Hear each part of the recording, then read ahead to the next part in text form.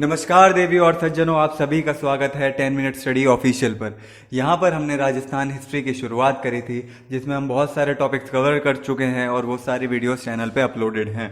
Present time में जो हम बात कर रहे हैं वो है मेवाड़ के इतिहास के बारे में, और मेवाड़ में भी चल रहा है सिसोदिया वंश। ये वही वंश है जो अपने नाम के आगे राणा या महाराणा लगाता था। मैं आशा करता हूँ आप इस वीडियो को एंड तक देखेंगे ताकि आपको सारी जानकारी मिल सके। इस वीडियो की शुरुआत करने से पहले अभी तक हमने जो कुछ भी पढ़ा है उसके बारे में हम जानकारी लेते हैं। तो चलिए आगे बढ़ते हैं। हमने अभी तक ये जाना कि मेवाड़ में राज था राणा कुंभा का, जो कि एक बहुत ही प्रतापी राजा थे, और आगे चल के इन्हीं राणा कुंभा की हत्या कर दी जाती है, इनकी मृत्यु हो जाती है, और इनकी हत्या करता है इनका अपना ही पुत्र जिसका नाम आता है उदयकरण। और आगे चल के उदयकरण के ऊपर भी हमला होता है, और ये हमला और कोई नहीं उदयकरण का भाई रायमल करता है, और वो मेवाड़ के चित्तौड़गढ़ पे अपना कब्जा करके उसका राजा बन जाता है। रायमल के 3 पुत्र होते हैं, पृथ्वीराज सिसोदिया, उड़ना राजकुमार के नाम से जाने जाते हैं, राणा संग्राम सिंह या राणा सांगा, और तीसरे आते हैं जयमल। अब आगे बढ़ते हुए हम ये बात कर रहे हैं कि फिलहाल राजा बन चुका है रायमल मेवाड़ के चित्तौड़गढ़ का, और उसका कार्यकाल आता है 1473 से 1509 में। इसके 3 बेटे हैं, पृथ्वीराज सिसोदिया, उड़ना राजकुमार के नाम से जाने जाते हैं, राणा सांगा और जयमल। 1508 में रायमल की तबीयत खराब होती है, तो ये तीनों भाई जाते हैं एक पंडित के पास ये विचरवाने कि आगे राजा कौन बनेगा। और पंडित सारी बातों को ध्यान में रखते हुए ये कहता है कि राजयोग राणा सांगा का प्रबल है, वो राणा सांगा ही राजा बनेगा। आगे चल के इस बात से क्रोधित हो जाते हैं राणा सांगा के दोनों भाई, और राणा सांगा पे हमला कर देते हैं, और राणा सांगा इस हमले से बच जाते हैं। बाद में ये तीनों जाते हैं एक चारणी महिला के पास यही विचरवाने की राजा कौन बनेगा। चारणी महिला भी यही कहती है कि राजा बनेगा राणा सांगा। इस बात से पृथ्वीराज सिसोदिया बहुत क्रोधित होकर राणा सांगा पे हमला करता है। राणा सांगा बच जाता है, लेकिन उसकी एक आंख खत्म हो जाती है। राणा सांगा भाग जाता है अजमेर, और वहां करमचंद पवार के पास अपना जीवन यापन करता है, अपनी पहचान छुपा के। आगे चल के पृथ्वीराज सिसोदिया की मृत्यु हो जाती है, उनका साला उनको जहर दे के मार देता है, और आगे ही चल के जयमल की भी मृत्यु हो जाती है। वो एक युद्ध में वीर गति को प्राप्त हो जाता है, वो युद्ध सोलंकियों के खिलाफ होता है। तो इसके बाद राणा सांगा ही राजा बनते हैं मेवाड़ के चित्तौड़गढ़ के, और उनका कार्यकाल आता है 1509 से 1527 ईस्वी तक। अब हम बात करते हैं दिल्ली की। हमने अभी तक ये जाना कि दिल्ली पे सबसे पहले गुलाम वंश ने राज करा, जो कि 1206 से 1290 तक राज करा, और कुतुबुद्दीन ऐबक ने इसकी स्थापना करी। फिर आया खिलजी वंश, जलालुद्दीन खिलजी ने इसकी स्थापना करी, उसने राज करा 1290 से 1320 तक। उसके बाद आता है आपका तुगलक वंश, और इस वंश की स्थापना हुई गयासुद्दीन तुगलक द्वारा, और इस वंश ने राज करा 1320 से 1414 तक। चौथे नंबर पर आया सैयद वंश, खिज्र खां द्वारा स्थापना हुई, उसने राज करा 1414 से 1451 ईस्वी तक दिल्ली पे।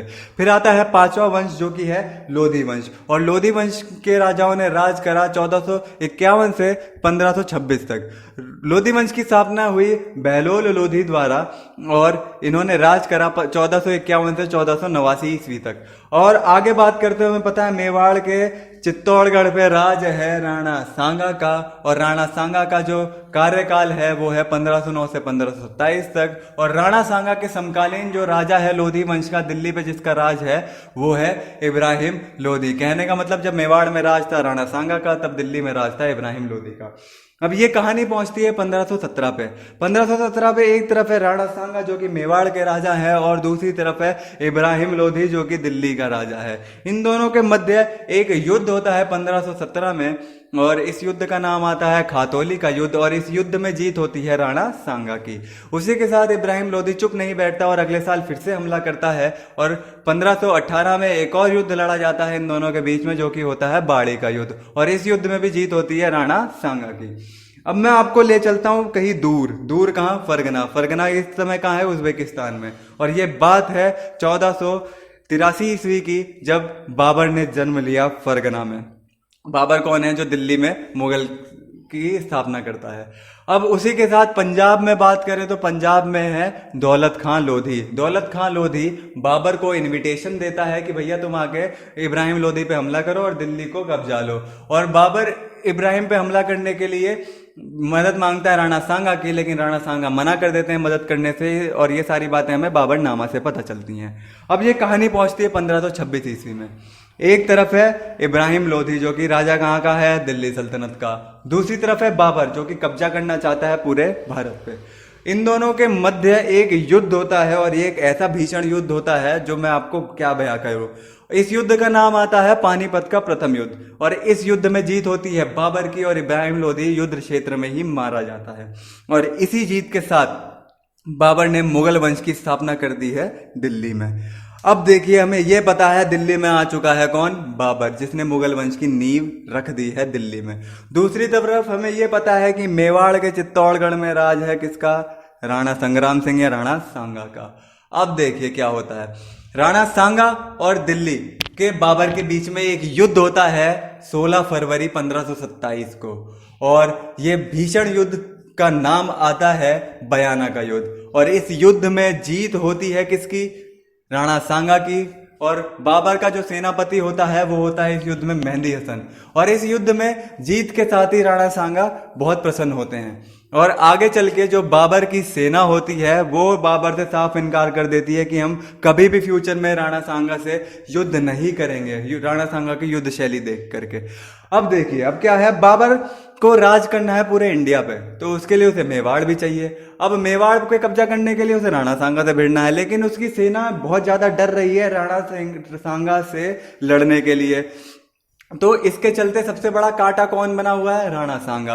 अब बाबर सेना को मनाने के लिए उससे कुछ वादे करता है, और वादे कुछ इस प्रकार है। सबसे पहला कि बाबर शराब का सेवन छोड़ देगा। दूसरा वादा आता है कि जो तगमा टैक्स है उसको बंद कर दिया जाएगा, और तीसरा जिहाद का नारा लगाया जाता है। इससे सेना राजी हो जाती है राणा सांगा से युद्ध करने के लिए।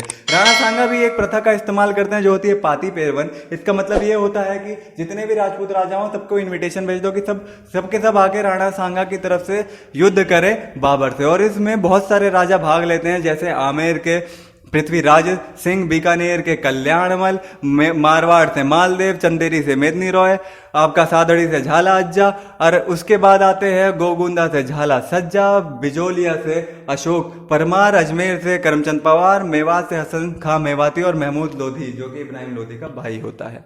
अब देखिए, अब ये कहानी पहुंचती है उसी साल में, लेकिन डेट चेंज हो गई है 17 मार्च। 17 मार्च 1527 को एक तरफ है राणा सांगा जिन्होंने पाती पेरवन का इस्तेमाल करा है, राजाओं को बुलाया है, और दूसरी तरफ है बाबर। अब बाबर और राणा सांगा के मध्य एक खतरनाक युद्ध होता है, इस युद्ध का नाम आता है खानवा का युद्ध। कब हुआ, 17 मार्च 1527 में। बाबर द्वारा कुछ नीतियों का इस्तेमाल किया जाता है जो होती है तुलुगमा युद्ध विधि है, रोमन उस्मानी विधि के नाम से भी जानी जाती है, और बाबर तोपों का भी इस्तेमाल करता है। इन तोपों के चलते राणा सांगा के खेमे में जो हाथी और घोड़े होते हैं वो राणा सांगा की सेना के ऊपर ही हमला कर देते हैं, जिसके चलते राणा सांगा हो जाते हैं घायल।